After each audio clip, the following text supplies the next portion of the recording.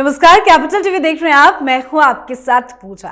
हरियाणा में विधानसभा चुनाव के लिए वोटिंग में बस कुछ ही दिन बाकी है। 5 अक्टूबर को विधानसभा चुनाव के मद्देनजर वोटिंग होनी है, जिसको लेकर मुकाबला बड़ा दिलचस्प नजर आ रहा है। वर्तमान समय में हरियाणा में बीजेपी की सरकार है और नायाब सिंह सैनी मुख्यमंत्री हैं। बीजेपी सैनी को ही मुख्यमंत्री पद का उम्मीदवार बनाकर उनके नेतृत्व में ही चुनाव लड़ रही है। बीजेपी लगातार तीसरी बार सरकार बनाने के लिए प्रयासरत है। तो वहीं राज्य की मुख्य विपक्षी पार्टी कांग्रेस ने अब तक अपना मुख्यमंत्री उम्मीदवार घोषित नहीं किया है। हरियाणा के पूर्व मुख्यमंत्री और कांग्रेस के वरिष्ठ नेता भूपेंद्र सिंह हुड्डा ही राज्य में पार्टी की कमान संभाल रहे हैं। हुड्डा को गांधी परिवार का काफी करीबी भी माना जाता है। वहीं कुमारी सैलजा पार्टी के अंदर हुड्डा के वर्चस्व को चुनौती दे रही है।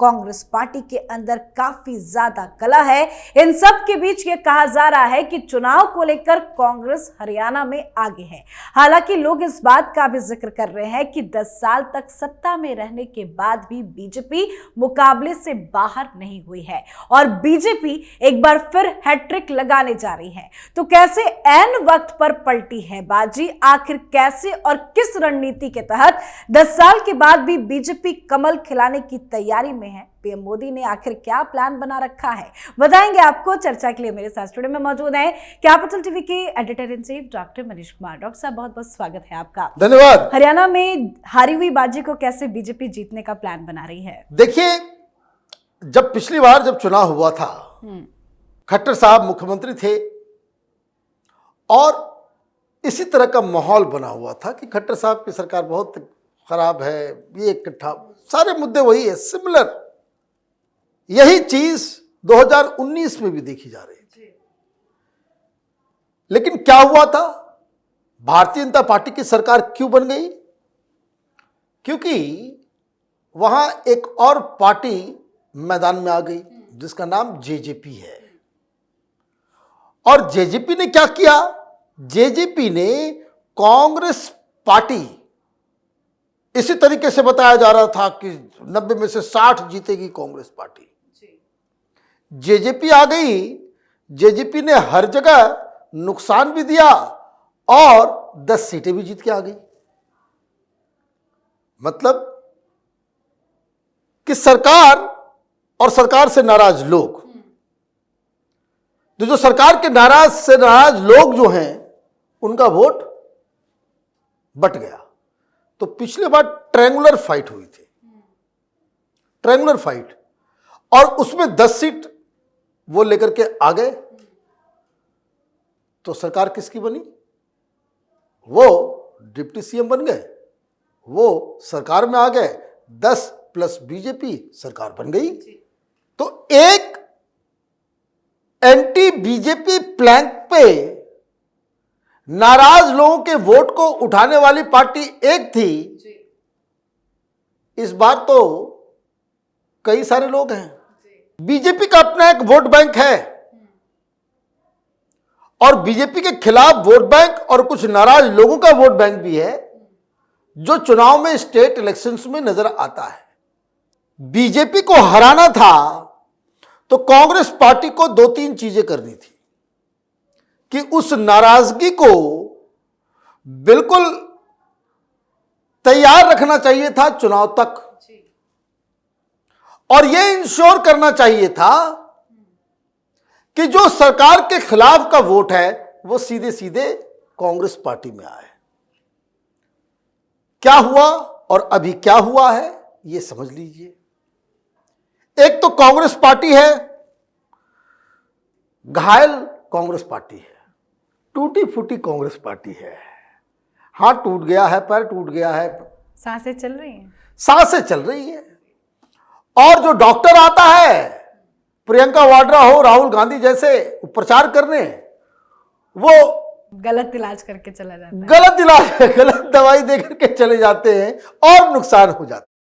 तो ये कांग्रेस के क्राइसिस पे मैं आऊंगा और कांग्रेस का अपना सर्वे क्या बता रहा है उसको भी मैं बताऊंगा। लेकिन पिछली बार एक जेजेपी ने डेंट किया, इस बार बड़ी मजबूती से जेजेपी भी लड़ रही है। जेजेपी का कॉम्बिनेशन इस बार आ गया है। ये जो कांग्रेस वोट बैंक को सीधे सीधे जो नुकसान देने वाला मायावती के साथ गठबंधन है। मायावती भी प्रचार के लिए उतर रही है। तो एक बड़ा कॉम्बिनेशन है 3 पार्टियों का, जेजेपी, बीएसपी और एक लोकल पार्टी है।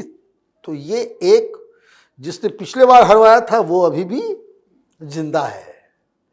दूसरी तरफ ये आईएनएलडी, इनेलो, उनका अलग गठबंधन चल रहा है। तो ये दोनों ही जाटों की पार्टी है, जाट का वोटर है और जाट वोट से ही कांग्रेस पार्टी राजनीति हुड्डा साहब करते हैं। कुछ एरियाज में इनका तो बिल्कुल रोहतक एंड ऑल, ये सब जो इलाका है, जिंद है, ये सब वहां पे इनका वर्चस्व है। कुछ बड़े बड़े leader already Bharatiya Janata party में जा चुके हैं। तो ये तो हुआ। तो अभी कितने? 2, कांग्रेस पार्टी 3, एक और पार्टी आ गई, आम आदमी पार्टी। हालांकि इसकी पहुंच हर जगह नहीं है, लेकिन जो अब समझ में आ रहा है कि केजरीवाल ताबड़तोड़ प्रचार प्रसार जो कर रहे हैं वो दिल्ली के सटे हुए बॉर्डर और पंजाब के सटे हुए बॉर्डर में, वहां उनका इन्फ्लुएंस है। जीतेगा नहीं, लेकिन 2000, 5000, 10,000 वोट अगर कहीं लेकर के चला गया तो वो किसकी मुसीबत बनेगी? कांग्रेस पार्टी की। अब ये 4 हो गए। अब एक और पार्टी है जिसको आप कह सकते हैं कि इंडिपेंडेंट, विद्रोहियों की पार्टी। कोई बता रहा है कि भाई करीब 60 ऐसे उम्मीदवार हैं जो पार्टी को तोड़ के आए हैं। उसमें ज्यादातर कांग्रेस पार्टी के, बीजेपी के भी विधायक। लेकिन जो खबर आ रही है कि बीजेपी ने अपने विद्रोहियों को मना लिया। कुछ लोग रूट मान गए, कुछ लोगों का नाम नहीं वापस आया, लेकिन फिर भी उन्होंने समर्थन दे दिया, ये कर दिया, वो कर दिया। कांग्रेस पार्टी के करीब 24-25 इस तरह के उम्मीदवार हैं जो मैदान में डटे हुए हैं और 19 की संख्या ये बताई जा रही है कि वो तो जबरदस्त मैदान में उतरे हुए हैं। इवन वो जो पहलवान है विनेश फोगाट, वो जो जुलाना से लड़ रही है, वो कांग्रेस का उम्मीदवार जो कांग्रेस का ओरिजिनल लीडर है, वो तो जबरदस्त प्रचार कर रहा है। बहुत टफ हो गया विनेश फोगाट के लिए, बहुत ही मुश्किल। कांग्रेसी उनके साथ नहीं घूम रहे हैं, उसकी अपनी ही टीम घूम रही है। तो कहने का मतलब क्या हुआ कि कांग्रेस पार्टी की मुसीबत 3-4 लेयर की है। आज घोषणा पत्र जारी हुआ, मैनिफेस्टो, 2 लोग नहीं आए। तो राहुल गांधी ने 2 दिन 3 दिन पहले इन लोगों को, कुमारी शैलजा को स्टेज पे बिठा करके क्या मैसेज आप देना चाह रहे थे? मतलब क्या हुआ कि सिर्फ मैसेजिंग चल रही थी, रियल सेंस में क्राइसिस खत्म नहीं हुई। तो कांग्रेस पार्टी का क्या हो रहा है? कांग्रेस पार्टी के अंदर भाई वो राजदीप सुरजेवाला भी नहीं थे। ये लोग गायब हैं। क्यों गायब हैं? एक दिन पहले आपने एक्शन लिया, आपने 13 लोगों को पार्टी से निकाला। भाई क्यों निकाला? कि वो आपकी बात नहीं माने। मतलब क्राइसिस इस स्तर पर चला गया है कि लोग पार्टी लीडर्स की बात नहीं सुन रहे हैं और इतना नुकसान कर रहे हैं कि अंततोगत्वा उनको पार्टी से बाहर निकालना पड़ रहा है। यही हुआ ना लोकसभा चुनाव से पहले दिल्ली में। आपने गलती की, आपने आम आदमी पार्टी के साथ गठबंधन बना लिया। क्या असर हुआ उसका? आपके नेता सामने आए, विरोध करना शुरू किया, आपने दिल्ली में दनादन लोगों को निकालना शुरू कर दिया। क्या हश्र हुआ? क्या कन्हैया जीत गया? आपने वही काम किया। मतलब आपने पार्टी के नेताओं के खिलाफ एक्शन लेकर के, पार्टी में गुटबंदी चल रही है, पार्टी में विरोधियों की वजह से नुकसान हो रहा है, इस खबर के ऊपर आपने मुहर लगा दी।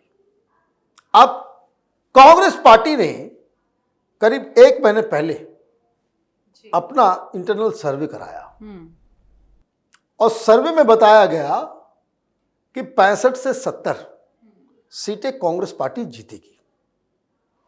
और आप देखिए कि उसके बाद से कांग्रेस पार्टी के नेताओं की बातचीत का अंदाज बदल गया। ये कोई भी प्रवक्ता टीवी चैनल पे जाता है तो वो कहता है कि आप हमसे लिख के ले लीजिए 65 सीट जीतेंगे।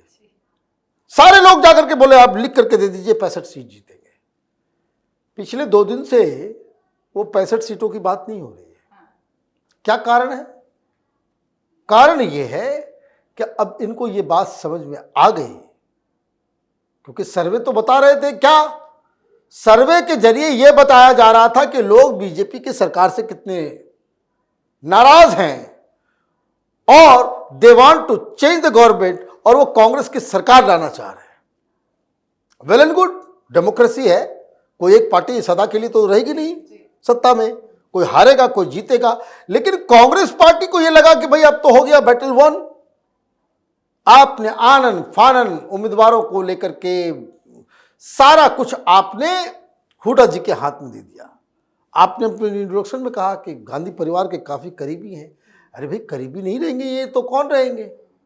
ये जितना प्रियंका वाड्रा आज गई हैं प्रचार के लिए, तो उनके पति देव को, जीजा जी को, ये हुड्डा साहब ही तो जमीन दिया करते थे, कानूनों को टुस्ट किया करते थे।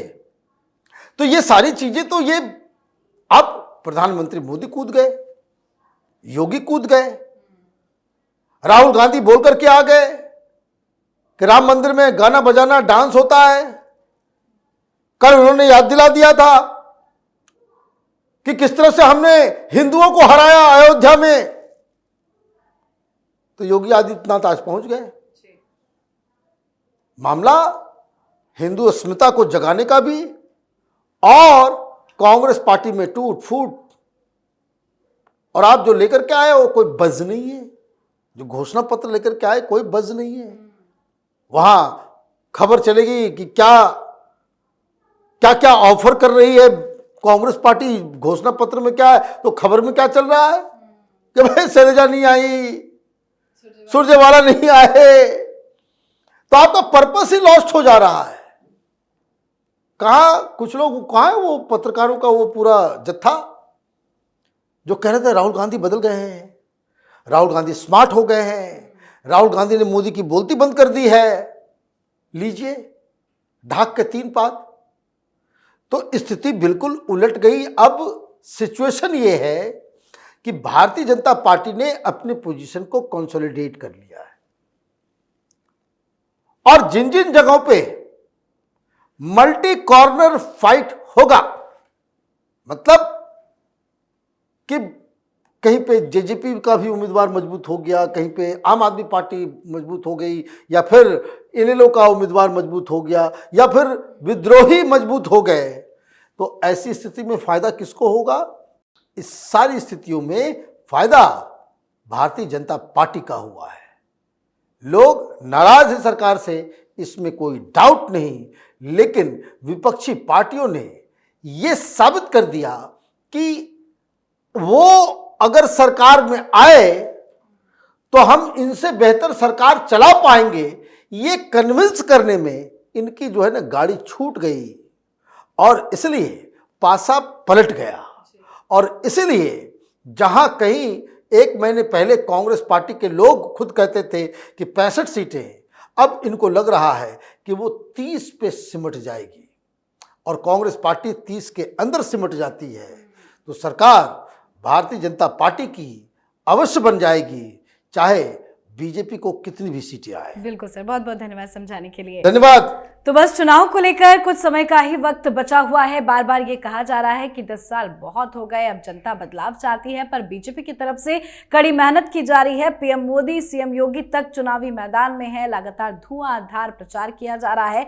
हरियाणा में बीजेपी की हैट्रिक लगाने के लिए अब राष्ट्रीय स्वयंसेवक संघ भी मैदान में उतर गया है। संघ का उन सीटों पर खास फोकस रहने वाला है जहां बीजेपी थोड़ी बहुत भी कमजोर लग रही है। मतलब मेहनत चारों तरफ से की जा रही है और हारी हुई बाजी को जीतने की पूरी तैयारी है। हालांकि नतीजे ही बता पाएंगे कि किसकी जीत और किसकी हार होती है। तो हरियाणा चुनाव पर आप अपनी राय कमेंट कर लिखें। देखते रहिए कैपिटल टीवी। नमस्कार।